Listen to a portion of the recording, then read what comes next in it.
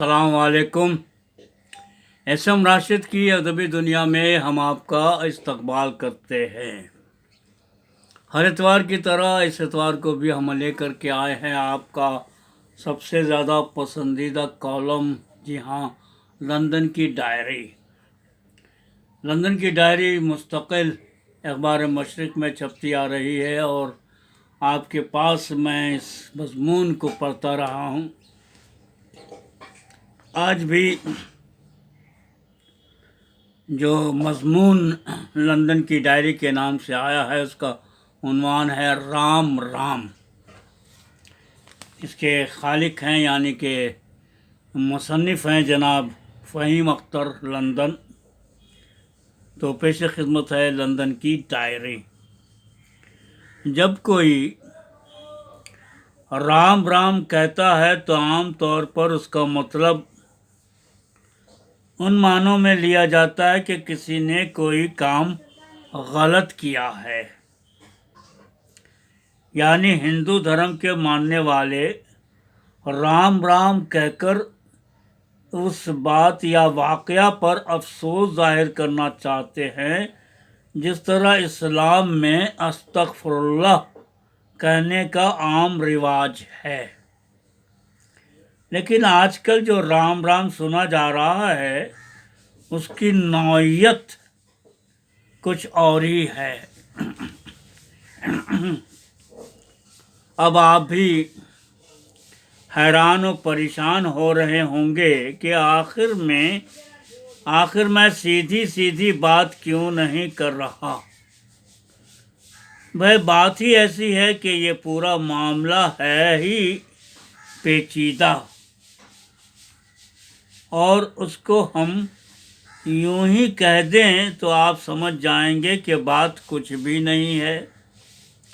لیکن اس پورے معاملے کو اتنا پیچیدہ بنا دیا گیا اور مذہبی جذبات سے جوڑ دیا گیا ہے، اور جب سے رام مندر بنانے کی مہم شروع ہوئی ہے تب سے ہندو مسلمان کے بیچ ایک گہرا درار پڑ گئی ہے۔ اس کے علاوہ اس معاملے کے چلتے اب تک ہزاروں لوگوں کی جان بھی لے لی گئیں، جس کی وجہ ہندو مسلمان فسادات اور نفرت ہے۔ اب تو انسانیت کہاں کوئی جاننا یا سننا چاہتا۔ اب پہلے آپ ہندو یا مسلمان ہیں، پھر پاکستانی نواز، پھر دیکھا جائے گا۔ برطانیہ میں یو پی، بہار، بنگال اور دیگر صوبوں کے ہزاروں لوگ برسوں سے رہائش پذیر ہیں، جس کی ایک وجہ ہندوستان کا بٹوارا تھا۔ جب لاکھوں بہاری، یو پی اور بنگالی ہندوستان کو چھوڑ کر بنگلہ دیش اور پاکستان جانے کے بعد برطانیہ آ کر بس گئے، ان میں کچھ پروفیشنل ہیں تو بہتوں نے مختلف کارخانوں میں کام کر کے اپنی روزی روٹی کا بندوبست کیا۔ تاہم ان یو پی، بنگالیوں اور بہاریوں کے دلوں میں اب بھی اپنی اپنی جائے پیدائش کی یاد اور محبت زندہ ہیں۔ لیکن وہیں کافی لوگ مجھ سے اب بھی ایسے سوالات پوچھتے ہیں جس کا میں جواب اس فخریہ انداز میں دیتا ہوں کہ انہیں یو پی، بنگال اور بہار واپس جا کر اپنی جائے پیدائش کو دیکھنے اور جاننے کی تمنا جاگ اٹھتی ہے۔ مجھے برطانیہ میں کافی عرصہ رہنے کے بعد بھی ہندوستان کی عظمت اور شان پر ناز ہوتا ہے۔ اس کی ایک وجہ تو یہ ہے کہ کلکتہ میں پلنے اور بڑھنے کی وجہ سے مجھے کلکتہ شہر کی آن و شان پر گفتگو کرنے میں کوئی دشواری نہیں ہوتی ہے۔ یو پی، بنگال اور بہار کے بارے میں اکثر میں فخریہ لوگوں سے تعریف کے پل باندھتا ہوں اور خاص کر وہاں کے کثیر ثقافتی سماج کے بارے میں دلیل اور جانکاری دیتا ہوں، جس سے برطانیہ میں بسنے والے یوپی، بہاری اور بنگالیوں کے اندر امید کی ایک کرن جاگتی ہے۔ ان لوگوں سے جب بھی ہماری ملاقات کسی محفل میں ہوتی ہے تو وہ ہم سے یوپی، بنگال اور بہار کے بارے میں مزید حالات حاضرہ پر گفتگو کرتے ہیں اور ہماری باتوں سے لطف اندوز ہوتے ہیں۔ تاہم حال ہی میں برطانیہ کے یوپی، بنگال اور بہار سے تعلق رکھنے والے لوگوں میں ہندوستان کی مندر مسجد یا فرقہ واریت کی خبروں سے مایوسی اور بے چینی پائی جا رہی ہے۔ بہت سارے ہندوستانی ٹیلی ویژن کی خبروں کو دیکھ کر لوگوں میں یہ بحث چھڑ گئی ہے کہ آخر یہ کون سا ہندوستان بنایا جا رہا ہے جہاں رام کا نام بدنام کیا جا رہا ہے، تو وہیں ایک خاص فرقے کے لوگوں کی موت پر بھی افسوس ظاہر کیا جا رہا ہے۔ اس کے علاوہ سوشل میڈیا پر بھی ایسے کئی پوسٹ دکھائے جا رہے ہیں جس میں وی ایچ پی، بجرنگ دل اور RSS کے رضاکاروں کو یہ کہتے ہوئے پایا جا رہا ہے کہ وہ مسلمانوں کو نشانہ بنانا چاہتے ہیں۔ میں نے اپنے آپ کو کبھی اتنا بے بس اور مجبور نہیں پایا تھا جتنا ہندوستان کے ان واقعات سے پا رہا ہوں۔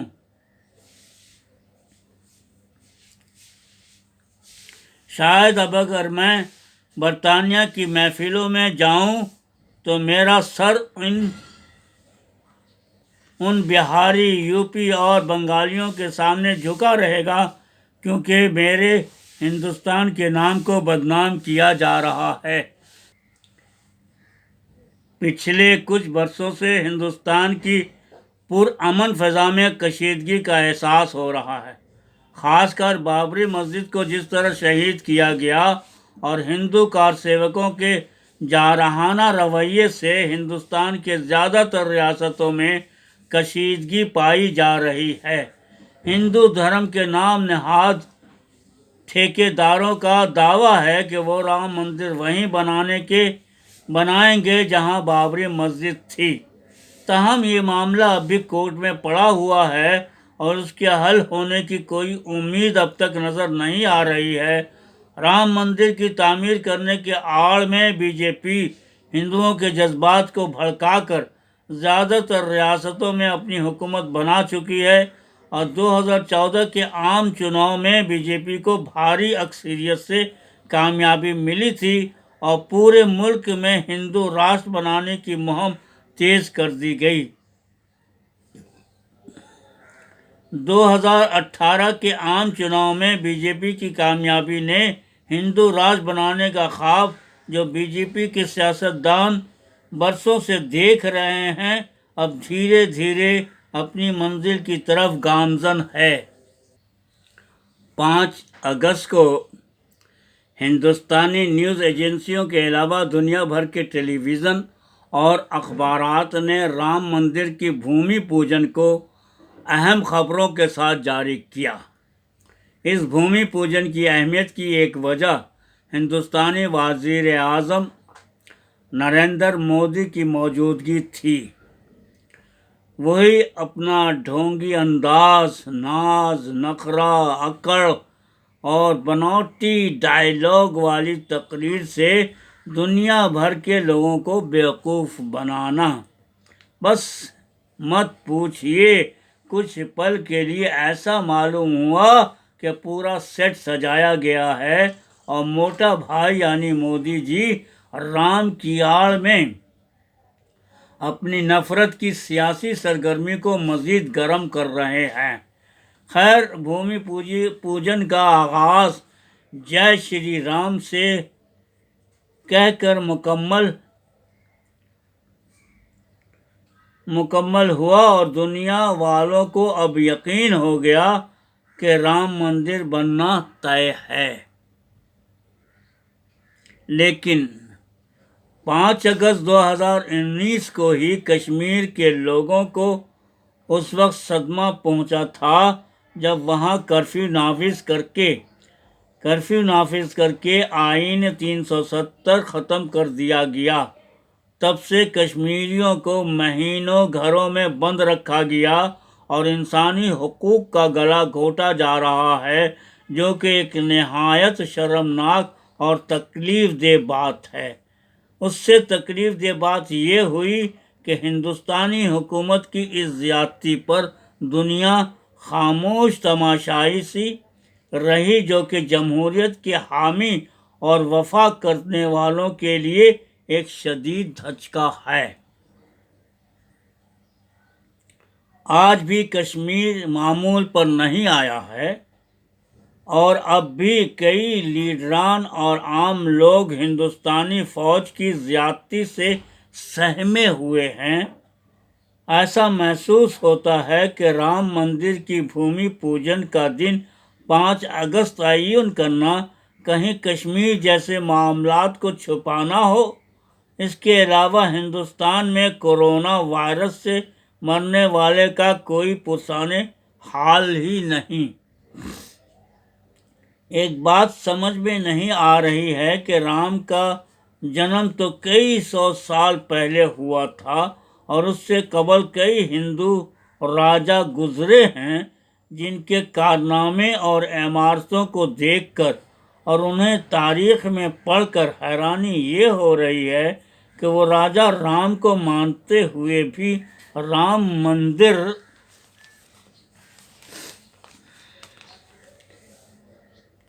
اس وقت بنانے میں کیوں ناکام رہے۔ ہے نا عجیب بات؟ بھائی ان کے پاس تو سب کچھ تھا، طاقت، دولت، فوج اور لوگ، تو پھر رام کی مندر کو تعمیر کرنے میں کون سی رکاوٹ تھی؟ پھر رام کی مندر کیوں اتنی معمولی تھی کہ بابر نے اسے توڑ کر مسجد بنا دی؟ ہے نا یہ تمام باتیں پیچیدہ؟ شاید میری طرح آپ بھی اپنا سر کھجا رہے ہوں گے۔ تو اس کا مطلب یہی نکلتا ہے کہ کٹر پسند ہندوؤں نے ہندوستان پر حکومت کرنے کے لیے خاص مسلمانوں کو نشانہ بنایا، کیونکہ انہیں اس بات کا علم تھا کہ اگر انہیں ہندوستان پر حکومت کرنی ہے تو عام ان احمقوں کی بات پر انہیں منتخب نہیں کر پائیں گے، تو عوام ان احمقوں کی بات پر انہیں منتخب نہیں کریں گے۔ اسی لیے ان لوگوں نے 80 کی دہائی میں رام مندر تحریک کو ہوا دی، اور جس کا نتیجہ یہ ہوا کہ آج ہندوستان کی اچھی خاصی آبادی بھوک، ناانصافی، غربت اور پریشانیوں سے بے حال ہے۔ مٹھی بھر کٹر پسند ہندو حکمراں کے ہاتھوں کھلونا بنے اور بہلائے جا رہے ہیں۔ رام کے اس دیش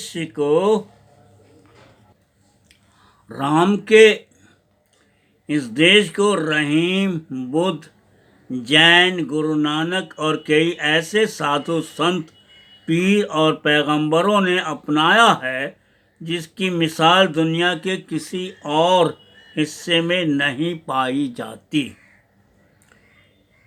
ہندوستان کے تمام مذاہب کے لوگ برسوں سے آپس میں بھائی چارگی اور امن و سکون سے جی رہے ہیں۔